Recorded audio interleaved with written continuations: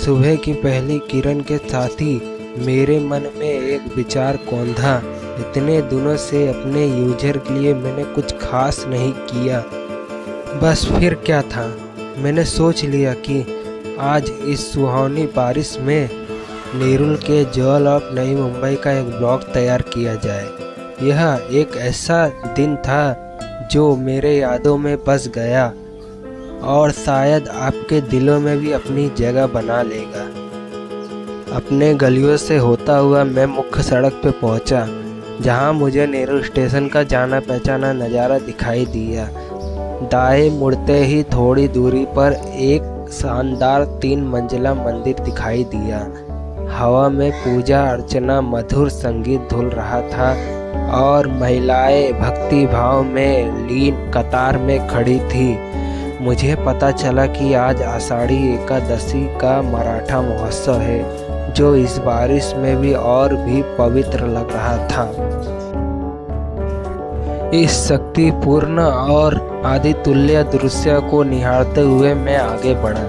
रास्ते में मुझे प्रकृति के मनमोहक नज़ारे भी दिख रहे थे। बारिश के बूंदों से धुली हुई सड़कें बेहद खूबसूरत लग रही थी, मानो कि अभी अभी पॉलिश की गई हो।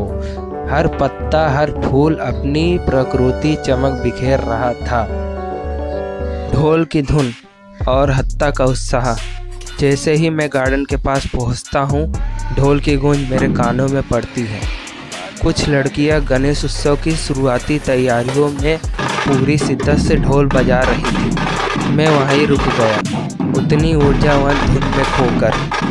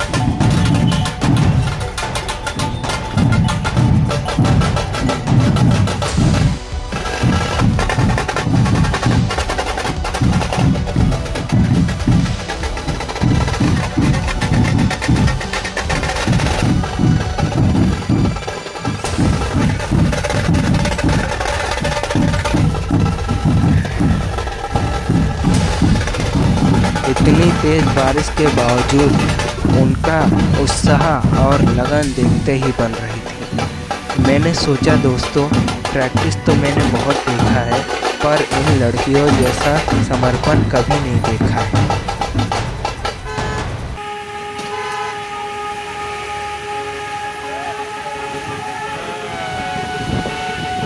आप देख सकते थे कि कैसे त्रिपाल ओढ़ के भी वो अपना अभ्यास जारी रखे हुए थी। यह दृश्य मेरे दिल को छू गया। ये एक ऐसा पल जो जीवन भर याद रहेगा। वहाँ एक छोटा बच्चा भी ढोल की ताल पर थिरक रहा था। उसकी मुस्कानियत ने मेरे चेहरे पर भी एक प्यारी सी मुस्कान ला दी।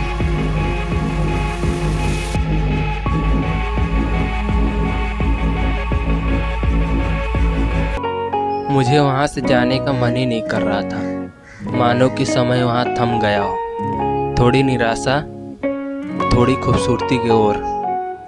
थोड़ा आगे बढ़ने पर मुझे एक सरकारी पहल दिखा, एक अलमारी जो ज़रूरतमंदों के लिए कपड़ों से भरा पड़ा था। मगर यह देखकर दिल को ठेस पहुंचा कि वो कपड़े फुटपाथ पर बिखरे पड़े थे। यह आश्वत थोड़ी निराशाजनक था, लेकिन मैंने अपना यात्रा जारी रखा। फिर सामने था नेरुल के ज्वेल ऑफ नई मुंबई का अद्भुत नज़ारा।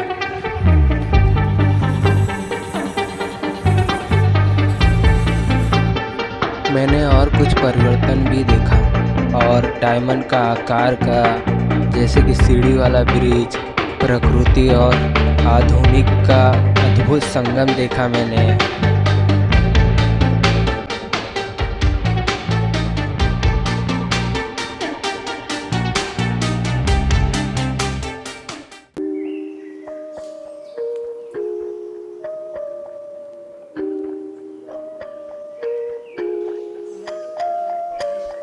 हरी भरी प्रकृति, कल कल करती नदी और ठंडी मदमस्त हवाएं, सब कुछ मन मोह लेने वाला था।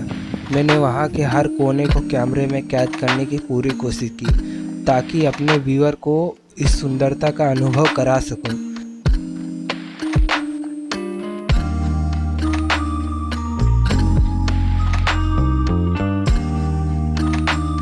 गार्डन के बगल में मैंने एक हाईवे देखा और यह जानकर मैं हैरान हो गया कि हाईवे के उस पार समुद्र था और गार्डन का नदी का पानी उस समुद्र में मिल रहा था जो केवल 1 किलोमीटर दूर था। शाम ढली, यादें बनी। कुछ देर घूमने के बाद शाम ढलने लगी और मच्छरों ने परेशान करना शुरू कर दिया। शाम के 6:35 तक मुझे वहाँ से निकलना पड़ा।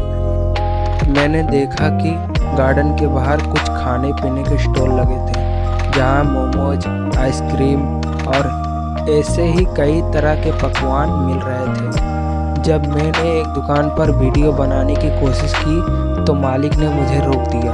यह कहा कि इससे उन्हें महानगर पालिका से परेशानी हो सकती है।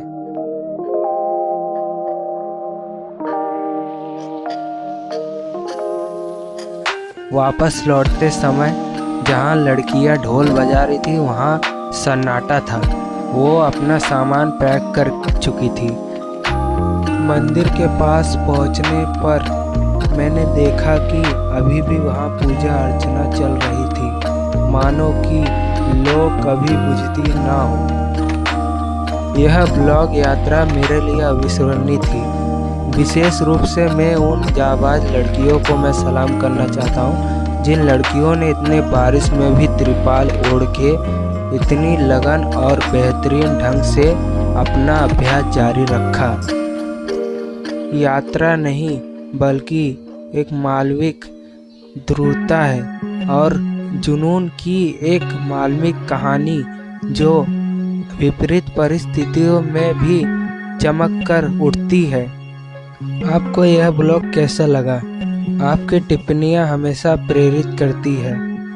क्या आपने भी कभी बारिश में ऐसा कोई यात्रा किया है जो आपके दिल को छू गया हो?